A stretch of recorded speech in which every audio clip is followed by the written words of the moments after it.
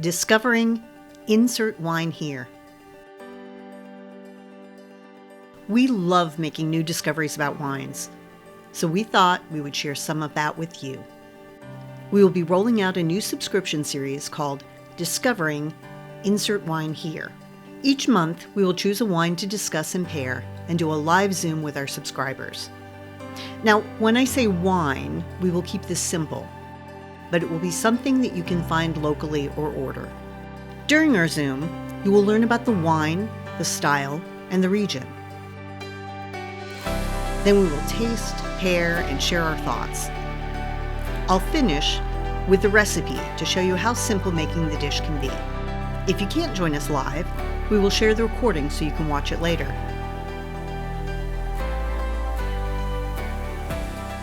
Discovering Insert Wine Here. So today we are talking about Malbec. Earlier this month, last week actually, was World Malbec Day on April 17th. We're just going to keep the party going. So we'll get started today talking about some of the origins of Malbec in France. We'll talk also about Argentina, where it found its groove. And then we'll talk about how a place can influence the wine. So why the wines in Argentina are different from the wines that are in southern France, and why those are even different from the wines that come from northern France in the Loire Valley, as Malbec can change depending on its environment. We'll talk about the aromas and flavors in Malbec and the moods of Malbec. We'll go on also to talk about what's in your glass, because I'm sure all of us have different Malbecs, maybe from different areas of the world, maybe even in different styles. So we'll talk about those. And then we'll talk about our grazing boards and what we decided to munch on with Malbec, or things that we enjoy munching on with Malbec.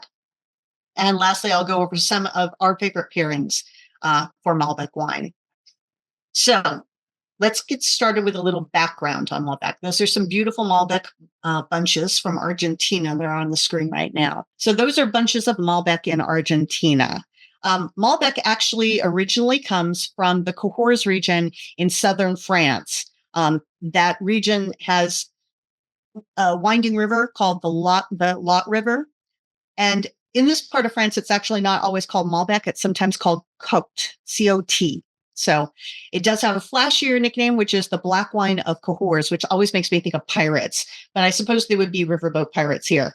But the wine evidently was so dark and so black that you couldn't see your fingers through the glass. So it has been known for centuries as the black wine of Cahors.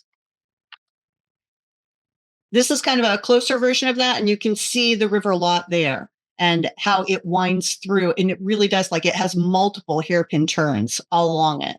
And it comes down here to Cahors and even has some more hairpins going past there. This is a photo of Cahors. So you can see that it is quite the hairpin turn there in the city.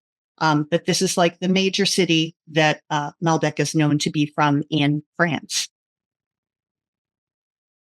So it was the mid-19th century when Cote came to Argentina. Domingo Faustino Sarmiento was the president of Argentina at the time, and he had hired an agronomist to bring French vine cuttings to Argentina. So they made their way to South America. Argentina is 2,268 miles north to south. That translates to 3,650 kilometers. So it's a pretty long country. The north can be almost tropical in climate, and Patagonia to the south is cold and windy, with the far reaches of the Tierra del Fuego, where the climate is subpolar. Scenery can be stunning here. Up in the north, you've got these red rocks of the desert. And then tucked away into a corner between Brazil and Paraguay, you'll find the Iguazu Falls. It's the largest waterfall system in the world, with over 275 separate waterfalls. And it looks really stunning. Also in Argentina, it's known for the gauchos. We always think of Argentinian beef, right? And the gauchos were the cultural symbol of the country. They are more than a cowboy. They work as nomads, herding the cattle in the region from Patagonia to the border in Uruguay. In the southern part of Patagonia, there's ice fields. So you go from those red rock deserts up in the north down to the south where you've got glaciers. There's 350 glaciers in the southern Patagonian ice field, with Perito Moreno, which is the one you see here, being one of the most impressive. The vines were planted mostly in the Mendoza region, which is where you primarily find Malbec grown now. But you'll also find Malbec in Argentina as far south as Rio Negro and as far north as Salta. And for many years, these wines were made and consumed locally. It's just been the last few decades that the rest of the world actually has been able to enjoy Argentinian Malbec. The Andes, which you see here, part of them, is a chain of mountains that runs from Venezuela to Chile in South America. And the mountain chain creates the border that's between Argentina on one side, on the eastern side, and on the western side would be Chile. Here you find the highest peaks in the Western Hemisphere, which include Mount Aconcagua in Argentina. And it runs 23,000 feet into the air. So within the Mendoza region that we were talking about, where the majority of Malbec is grown in Argentina, you find the Uco Valley, which sits between 900 and 1,200 meters, or 3,000 to 3,900 feet above sea level. And it's got about 250 days of sunshine each year, which gives them a really long growing season for grapes. In the northern part of the Uco Valley, you found Tupungato, which is a region that lies at the foothills of the Tupungato volcano, which is one of the highest peaks in Argentina at 21,000 feet in the air.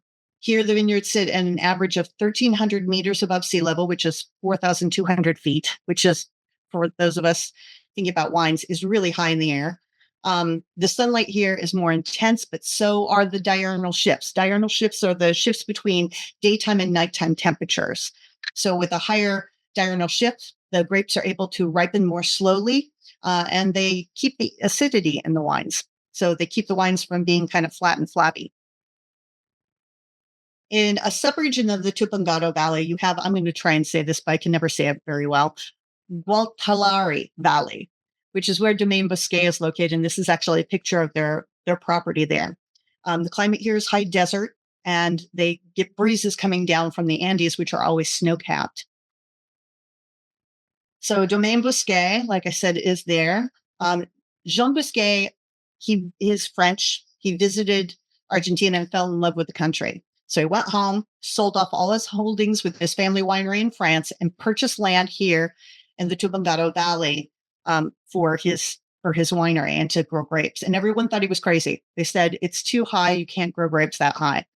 He proved them wrong. It is a terrific area for growing really expressive grapes and making expressive wines. Today, he's retired, and he is tending 99 acres, which, I mean, tending 99 acres sounds like a lot to do in retirement to me, but he has family vineyards that he tends. His daughter, Anne, and her husband now run the winery, and they were the 4th certified regenerative organic vineyard on the planet. So sustainability is a big deal to them. That, of course, and delicious wine. In addition to France and Argentina, you can find Malbec grown in Chile, California, Oregon, Washington, Texas, Australia, New Zealand, France, Italy, and South America. So it's grown a lot. It's probably grown more places than that, but those are some of the major regions where it's grown. Styles of Malbec. So Malbec varies not just by where it's grown, but in general, you can say that Argentinian Malbecs are big and bold. French Malbecs from Cahors are going to be more rustic, while those from the Loire Valley are going to be more linear and elegant. In Australia and Chile, they tend to be much more fruit forward and smooth. And that's basics due to the climate, but that can change depending on the winemaker's techniques also. Beyond location, winemakers can make them in different styles. They can make them in stainless steel, which gives you a fresher style. They can make them in oak barrels, which is going to add more tannins and more structure to the wine and impart some spice notes to it. A little while ago from Domaine Bosquet, we had a wine that was made through carbonic maceration, which is like the wines they make in Beaujolais. Has anybody had a Beaujolais? I know Cam has. Kim or Baden, have you guys had Beaujolais wines? No? So most wines, when you're fermenting them, basically you crush them, and there is yeast on the outside of the grape, and that starts the fermentation process. With carbonic maceration, they put all the whole clusters into a tank, they seal the tank, they pull the oxygen out, they pump in some CO2, and all those little berries ferment inside their skins. So it means that you're not getting as much of the yeast causing the fermentation. And as a result, you get a much more fruit-forward wine, sometimes with candied tones to it. So having a carbonic macerated Malbec was pretty interesting for us, and we did a fun pairing with that. In addition, Malbec is a heavier wine, and it can be used for late harvest wines, so kind of a thicker, sweeter wine there, and even made into a port-style wine. We were up in Oregon a few years back, and in Southern Oregon in the Umpqua Valley, we had a wine from Trella Vineyards that was made in a port style with Malbec. It was really delicious. All right, time for some show and tell. What's in your glass, and share what you're drinking and where it's from.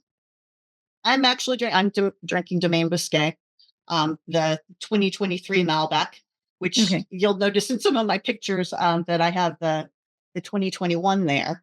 So Domaine Bousquet is a favorite of ours, and so it's kind of fun to be drinking an Argentinian one tonight. As we are fine-tuning the subscription details for the next couple months, we invite you to join us for free. If you're interested in joining us, email me at robin@42aspens.com and I'll send you the details.